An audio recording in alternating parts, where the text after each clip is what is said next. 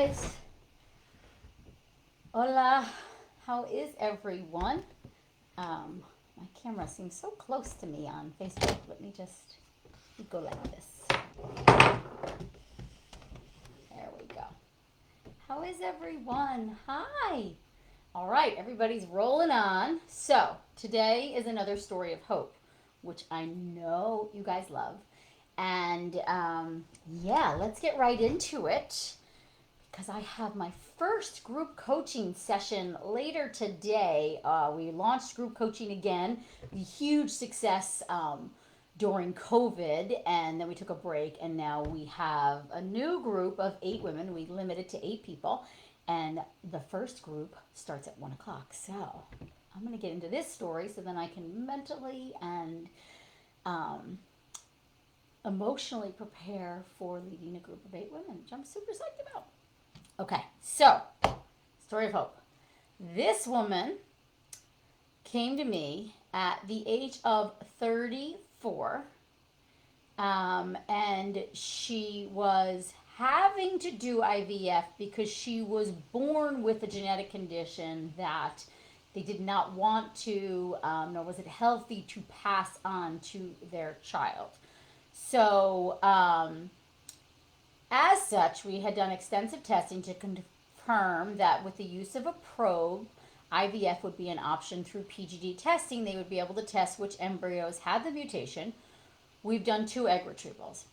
After the second retrieval, a polyp was found. It was removed through a hysteroscopy, and she did her first transfer. So this is before she meets me, in July of 2020. It did not take. The second transfer, September 2020, resulted in a miscarriage. Tissue removed during the D&C did not reveal any chromosomal abnormalities, nor should it have, right, because they were PGS tested normal embryos. Through additional testing, saline sono, endobiopsy, thrombophilia workup, nothing has come up to indicate any potential cause for the miscarriage. So she came to me, right, she didn't necessarily have fertility challenges. She was doing IVF to try to treat for this genetic mutation, her and her husband, and then turns out that she's having challenges actually holding a pregnancy. And, you know, as all of you who are on this journey, you know how freaking stressful that is. So again, she came to me, she was taking a probiotic for her transfer. She was on progesterone, estrase, progesterone injections. She was only on a prenatal and a probiotic. She had done egg retrievals in 2019. She had a hysteroscopy, and then she did transfers. She's gained about 10 pounds in 2020 and about 10 in 2019 leading up to the retrievals. She'd been on and off Weight Watchers most of her adult life. Her weight fluctuates. She's the heaviest she's ever been by about 10 pounds. She's really looking to take control and be more focused on nutrition instead of just losing weight.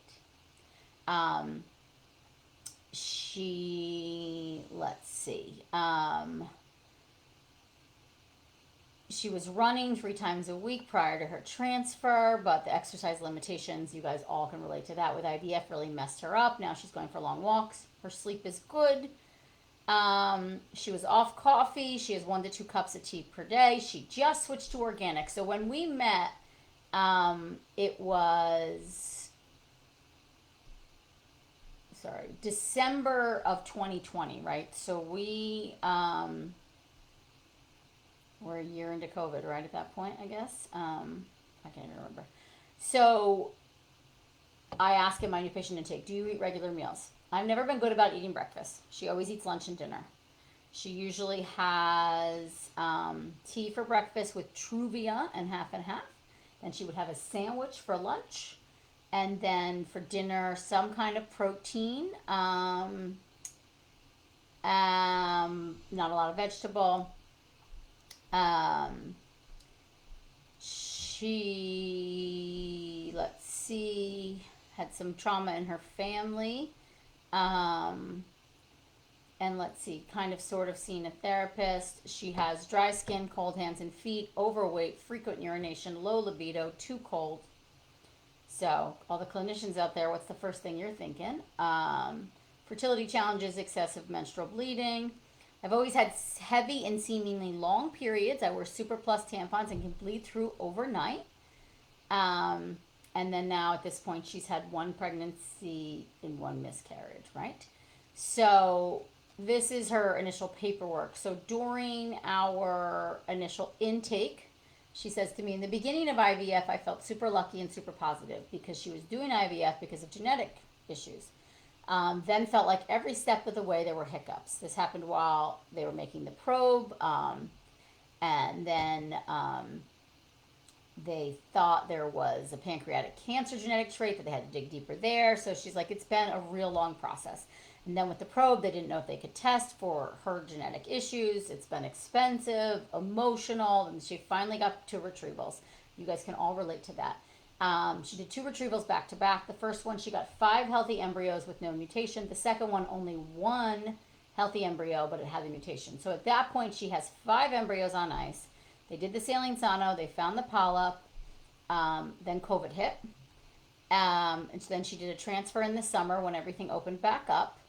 And that one didn't take, right? And so then the second transfer, she gets pregnant. She has a little bit of bleeding early on. They heard the heartbeat at 5 weeks, not super strong, but at 6 weeks it was better. And she spotted between weeks 5 and 6, and at the 7-week appointment, there's no heartbeat. And it was a chromosomally normal embryo. So for all of you, like for me, already red flags. I'm wondering about her thyroid, and I'm wondering about why is her uterus not holding a genetically normal embryo. So I immediately think immune system challenges or clotting factor disorders. It could also just be low thyroid. It could also be an endometrial infection. But she did have the hysteroscopy, so they took the polyp out. So they didn't necessarily look for endometritis. So she says, I was shocked after the first transfer didn't work. Then with the miscarriage, felt guilt because of frustration versus loss of life and total defeat and fear. You guys can relate to that. But now, no fertility treatments of late. She feels good. She's less negative, less feelings of defeat. She was also off the deep end with the diet after the miscarriage. So much was out of control. So she's feeling more in control the week we talk. And then now her doctor's saying that she doesn't really have 4 embryos left. Sorry, she doesn't really have 3 embryos left. She only has 1 because 2 were inconclusive. So she was super frustrated because that had never been conveyed to her before. And I told her not to discard any of them because I was like, the testing can be inconclusive. And so we were going to prep for another cycle. That's what she wanted to do with me. She wanted my help in prepping for another cycle. Because if you remember her first cycle, she had really good results. She got 5 embryos. None of them had the mutation. The second, 1 normal, and it had the mutation. So she was really concerned that she technically only had these 3 left because 1 transfer didn't take, 1 miscarriage, 3 left. But now the doctors are saying really only 1 is that they would feel comfortable transferring. So she's like, I want to come to you. I want to change up the diet. I want to go back in, do another retrieval, get more embryos on ice because she just wants to do her retrievals, right, and grow her family from there. And so I was clear. I said, don't discard any of the 3 you have left, even if they said 2 of them are inconclusive. And that is a big message to all of you guys. Really be careful about when you're discarding embryos. I asked her about a thyroid panel. Hadn't been done. I asked her about vitamin D. Hadn't been checked. I asked her about MTHFR. No one had checked it. She then proceeded to ask me what I thought of her doctor, because it's a New York City doctor and the reputation of that doctor. I had some thoughts. She was taking a crappy prenatal that had, you guessed, folic acid, no choline. It was like a sugary, chewy one. I talked to her about MTHFR. I talked to her about, she was seeing some foul-smelling discharge for a while out of her uterus after the miscarriage. I put her on, I talked to her about vitamin D, fish oil, liver pills, probiotics. I was going to send her some food menus and food diary. She's trying her best to be gluten and dairy and soy free. Again, the red flags: dry skin, cold hands and feet, overweight, frequent urination, low libido, too cold. Her period feels heavier than it should be. Definitely cramping the day before. needs a super plus, will bleed through, cramps, some diarrhea, some vomiting, has clots. So now I'm thinking a lot of stagnation in the uterus, potentially endometriosis. Castor oil packs I recommended. Food wise, so she's not eating enough vegetables at all. She's just not eating enough in general. Not enough protein, not enough vegetables. She was skipping breakfast, like I said. And she was constipated. Did I say that? Or did I just see that? Sorry, I had it somewhere. Bowel movements not great. Has hemorrhoids. Turned out she has psoriasis. That was on her butt. Her bowel movements can be formed, but she's constipated. So that was December 21st, 2020. So I sent her my follow-up email. I discussed the idea of a baby aspirin and maybe a Benadryl with the next transfer. So CCRM, the Colorado Clinic of Reproductive Medicine, has an antihistamine protocol that a lot of girls will follow. You guys can Google it and find it. And with her history of the loss of the genetically normal, I said she should talk to her doctor. Of course, you guys should always talk to your doctor, but consider at least a baby aspirin with the next transfer to thin the blood and help with implantation. I then recommended as well, because of the discharge, and she had just had the miscarriage, and her period was super heavy that month. I recommended another either hysteroscopy or saline sono. So she asked her doctor for one. They found retained tissue, which is what I suspected. And I gave her herbs to help with that. I sent her food information. I recommended bone broth. She was having oatmeal in the morning. I didn't want to make too many dramatic changes because, remind you, like, nutrition and eating has always been a challenge for her. And so I'm always super cautious if there's any history of, orthorexia, eating disorder type of thing. Having had an eating disorder for myself, I've really come at it with compassion. So slow and steady. Okay, you're having oatmeal. Let's add some collagen peptides. Let's add some nut butter.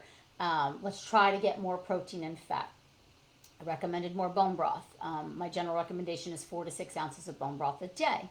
I recommended adding in liver pills.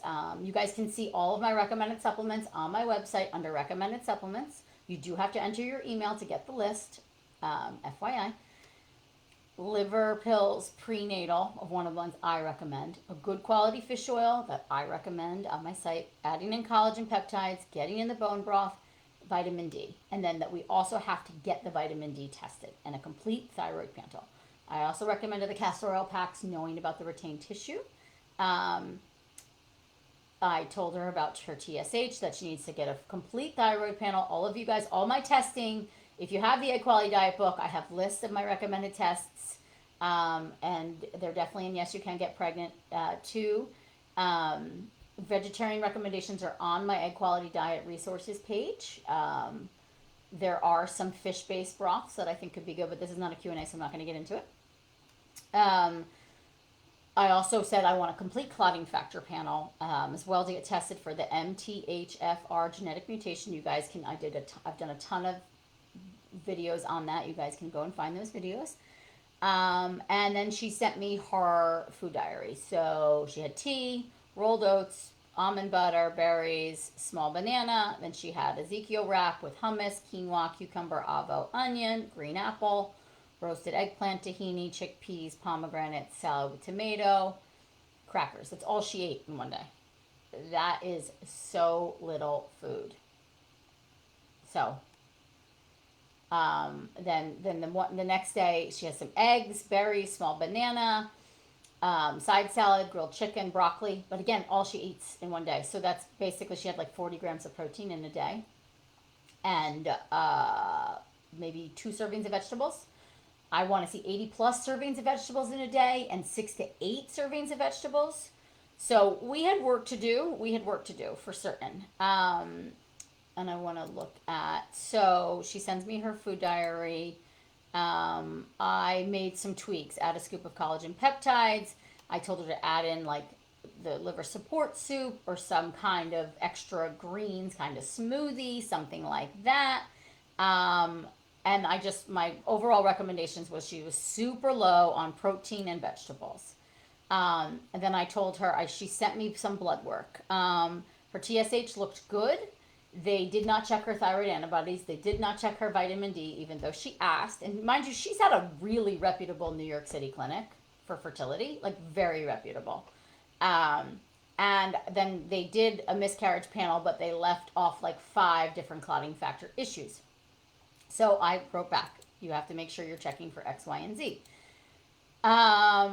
So she sends me an email Jan 28. All good. I'm being fairly compliant with the diet. I'm on all the supplements. I'll get my period at the end of next week. My skin has been very dry and itchy. This is always the case in the winter, but I think it's worse from my new products. I've also been using a body soap by Beauty Counter. Do you have any recommendations? So I sent her my Aimee's recommendation list, which we also have on my recommended supplements and products page, where I have all recommendations for different bath and beauty products. And let's see. So she had some blood work done. And she wanted her eosinophils looked good. Her basophils were high. Monocytes were high. So I sensed a little bit of an immune reaction going on. This was in advance of her hysteroscopy. So she was having a second hysteroscopy. And I just said, we have to keep the immune system situation in mind, especially considering. So I see her in the clinic for acupuncture in February. Food-wise, she said she's 90% on the diet. She feels great. She's using the supplements, seeing such a difference. The magnesium made a major difference in her bowel movements. So did the diet. She did the retrieval. So we basically spent about 6 to 8 weeks on the diet and the supplements. She did a microdosing Lupron. She got 13 embryos. L.Ac was done on 11 of them, but by day 2, she only had 2 embryos grown. She was super bummed, but she turned it around. So far, they tested 6, and only 1 has a single mutation, so the odds are good. She's going to have a hysteroscopy next Friday because of the retained tissue that still didn't budge.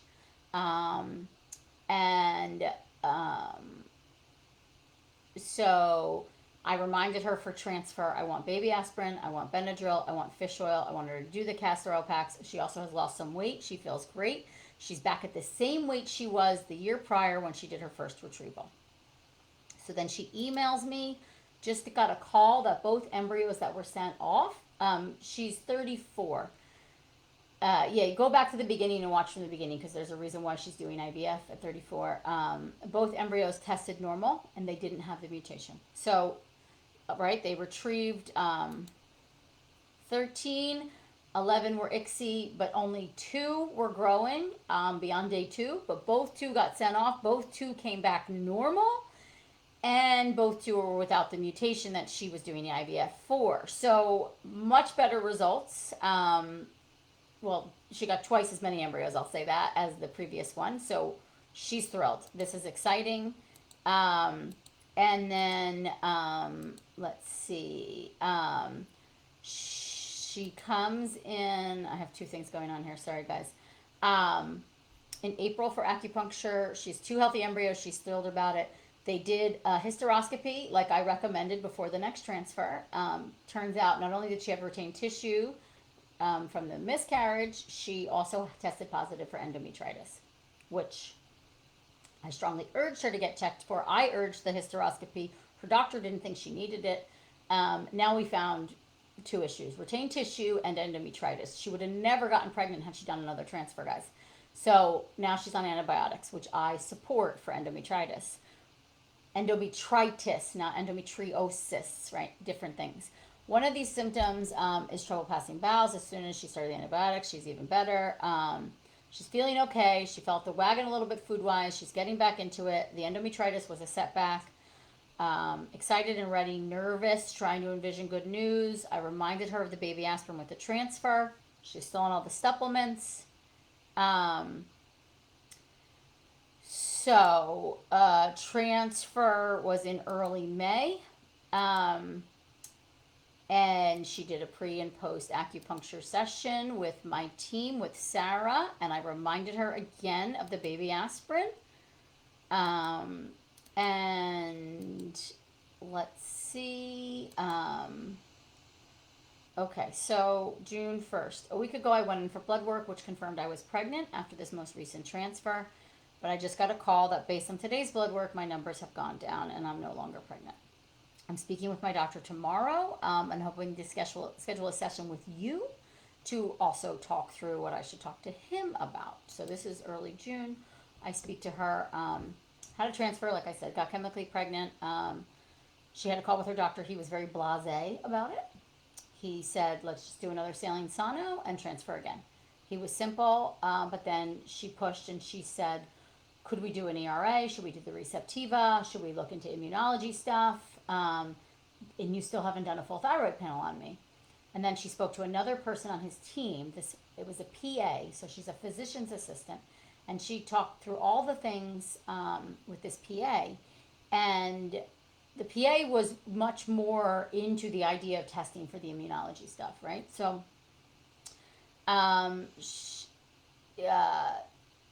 they said maybe do the Receptiva, not sure, but let's think about this immune stuff, right? And so I, of course, really pushed the immune testing at this point because so she was looking into who she could get in with right away, because now at this point, and you guys all understand this, she just wants to be pregnant and have her family 2 years ago at this point, right?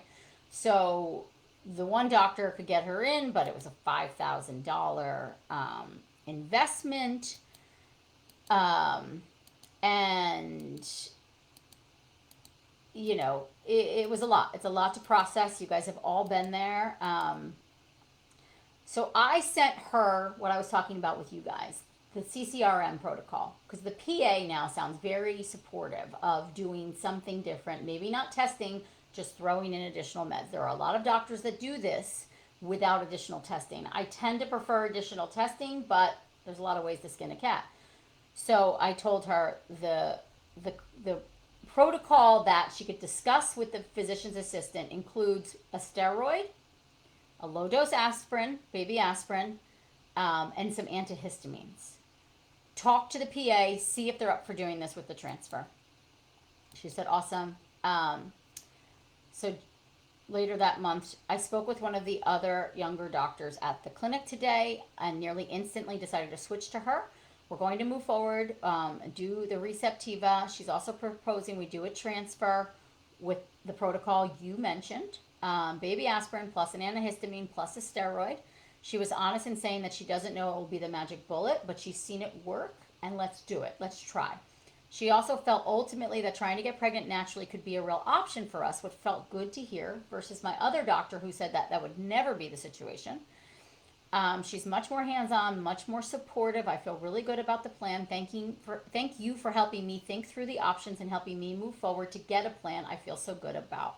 That is a huge part of my job, guys. I don't just give advice, and neither does my team, on just diet and supplements. We really help you break down the best plan for you moving forward. Are you working with the right doctors? Are they doing the right tests? Have we looked under every single rock, right? This girl's young. She's doing IVF for a genetic condition, and now she's had 2 losses, 3 failed transfers. What the fuck, right? And no one, they're all just like, oh, she's worked really hard for these embryos, as all of you do, and no one wants to dig deeper. She comes to me, and I encourage her to then look and dig deeper. No one checked her thyroid. I mean, it's insane. It was insane. I was very disappointed in the care that she received at this clinic, and I no longer, nor have I in years, recommend seeing people at this clinic, because I think they're not looking at the patient in the whole. So I know she's prepping for a transfer in July. Now, mid-August, I don't hear from her, which is also common for a lot of my clients, that they get skittish. And a lot of times no news is good news, which is a funny thing. So I send her an email mid-August. I said, I'm thinking about you. And then she says, thank you so much. Things are going really well. So much so I don't even want to type it. More to come. Thank you for reaching out. I'm not able to say the clinic name. No. I'm just saying to you, if you are asking your doctors to do additional testing, and if you ask your doctors to look deeper into a situation and they don't do it, they're not the right clinic for you. So then I don't hear from her again for a few months, thinking about you. October, she messages me, you're the best. Thank you. I'm going in for my 16-week anatomy scan on Monday. I'm feeling good. I'm still really nervous at every turn, but beyond grateful. And then April 22nd. So what's that? 3 weeks ago? Hope you are well. I wanted to let you know that on 4/8 we welcomed our little miracle. The range of emotions I've experienced over the past 2 weeks is hard to put into words, but she is absolutely precious and we are over the moon. Thank you ever so much for all your help and support in getting us here. I know I couldn't have done it without you. I'm forever grateful. And then a picture of this beautiful little bambino. And I said, I'm so happy for you. She is perfect. I send you so much love. So there you have it. Not, I mean, any woman on a fertility journey is too long, right? It became, in my opinion, a fairly straightforward case. I mean, even from the beginning, the first things I thought about were thyroid and immune stuff. And so she was really fortunate that she found this other doctor at the clinic who was willing to support her and do an autoimmune style protocol. And it is what worked for her. And so now we know for future pregnancies. She also had to push for a hysteroscopy. She had endometritis. She had retained tissue. No one was going to look for that. These are things that, like, we need to be our own advocate, but we also need to know what tests to ask for. And, that's where I really feel like I'm invaluable to my patients. So it's not just diet, it's not just lifestyle, it's not just supplements, it's not just acupuncture or herbs, all of which I did with her, but it's the emotional support and then also helping them tease through, are they at the right clinic? Are they seeing the right doctors? Are they getting everything looked at? And had we not worked together, I suspect she would have gone through one or two more losses and then probably moved clinics, got better care, and then eventually taken this baby home. But she probably would have had to do another retrieval or two, right? So now, after this transfer, we actually still have, I think we have 2 or 3 embryos on ice. So hopefully, now that we figured out her protocol, next time she transfers, she takes that baby home. But now she's at home with a newborn and enjoying it. So I'm going to go. Love you guys. I'll see you next week. And I hope you enjoyed this story of hope. Ciao for now.